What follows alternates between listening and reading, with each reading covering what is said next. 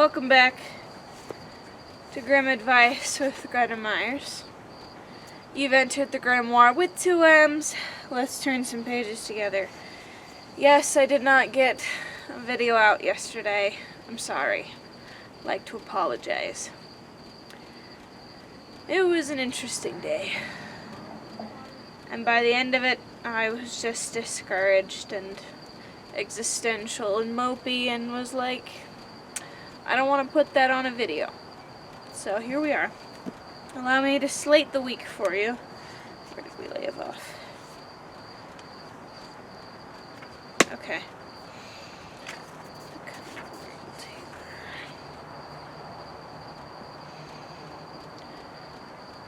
Alright. You get 2 videos today. Because I have to make up for it. Make up for my sin. Alright. So the bright sun brings it to light. Then the blue light. The willful child. The 3 army surgeons. And the 7 Swabians. I don't know. That'll be interesting. Alright. Okay. Without further ado, the bright sun brings it to light. A tailor's apprentice was traveling about the world in search of work, and at one time he could find none, and his poverty was so great that he had not a farthing to live on. Presently he met a Jew on the road, and as he thought he would have a great deal of money about him, the tailor thrust God out of his heart, fell on the Jew, and said, "Give me your money, or I will strike you dead." Then said the Jew, "Grant me my life, I have no money but 8 farthings. But the tailor said, "Money you have, and it shall be produced," and used violence and beat him until he was near death.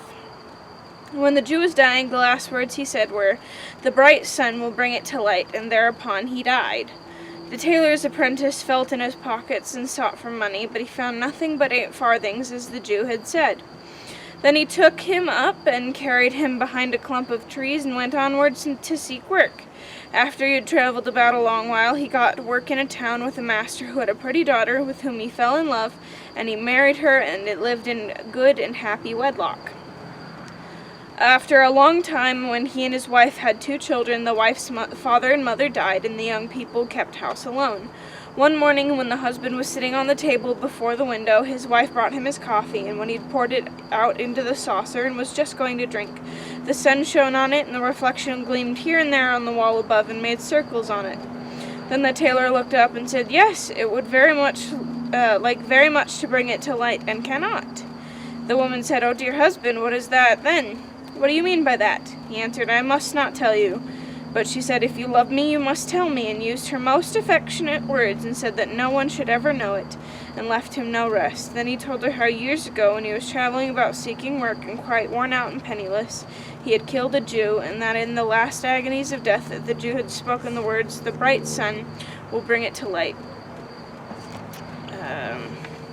And now the sun had just wanted to bring it to light, and had gleamed and made circles on the wall, but had not been able to do it. After this he again charged her particularly never to tell this, or he would lose his life, and she did promise. When, however, he had sat down to work again, she went to her great friend and confided this story to her.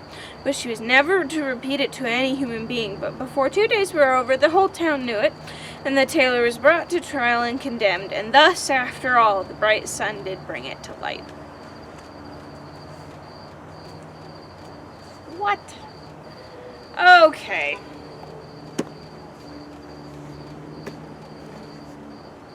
Okay. First off, again, just a little presentism on the subject of, firstly, religion. Again, the Grimm brothers very much believed in God and the Savior, and we're very Christian, and we're hoping to, that is what they, as we've seen through many fairy tales, that is what they believed. Secondly, the Jews. The Jews were typically, were a they weren't a very well-respected race by any means, especially back in the day. Especially by the Germans, as we well know. And because of that, they were often forced to look for jobs that nobody else really wanted to do. Like being moneylenders, so basically loan sharks and tax people and Sheriff of Nottingham's, and really nobody wants to do that. Except for people who do. They're weird. But that's not a job that people typically want to end up doing because it's not, like, you're not well liked by that. And so it was kind of this double negative that just ended up being an extra negative for these Jews. Is typically they were seen to have a lot of money and be terrible people. Secondly, well, it is true that first off, if you want a secret to be kept, you don't tell people. Because then that happens, where it's like, oh, and then I'll go and tell one more person, who will then go tell one more person, but within 2 days the entire town knows. So if you want something to be kept secret, either keep it secret and don't tell people, like, really, I don't know what else to say on that. Or tell someone, like, if you're trying to get help from it, therapists are great, because typically speaking, they only tell, so, like, they're not supposed to talk about what you shared with anyone unless they're worried that you're a danger to yourself or other people. Like, I'm not saying go commit a crime and then get a therapist so you could just tell somebody, like, it's not what I'm saying, but, like, if you have a secret and you need to tell somebody who literally cannot tell anybody else.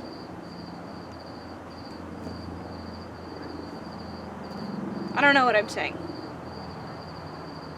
Basically, don't tell secrets to people. If you want them to be kept secret, don't tell them to people.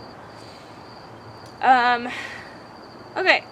And then the idea of, like, things coming out into light in eventuality. And while it is true, there is a large likeliness of things coming out into light, especially things that are wrong and bad, and they'll come out. Yep. Especially if it's in the instance of, don't tell anybody else. We all know how that ends. But I want to just talk real fast about the power of the placebo effect. And the idea of the guilty brain. That if I might not know much in this world, but I know for a surety that the placebo effect, I believe wholly and firmly in the idea of the placebo effect. And especially on how it works on the guilty mind. If you are trying to forget something, if you are, like, trying to suppress something, if you did something bad, you will see it everywhere. Absolutely everywhere. It's everywhere. You'll see it in billboards, you'll see it in faces on the street, in books, just little snippets of things you read. You will see it and feel it everywhere. Because the placebo effect, for those who aren't aware, is this idea that if you think it'll happen, self-fulfilling prophecy will be like, yep, it's happening. To explain very badly. It's this idea that if you think it'll happen, it'll happen. That's the idea of the placebo effect. And then this idea of the guilty mind, that if you're trying to forget what you did, you're going to see it 10 times worse. So, yes, things will come out into light.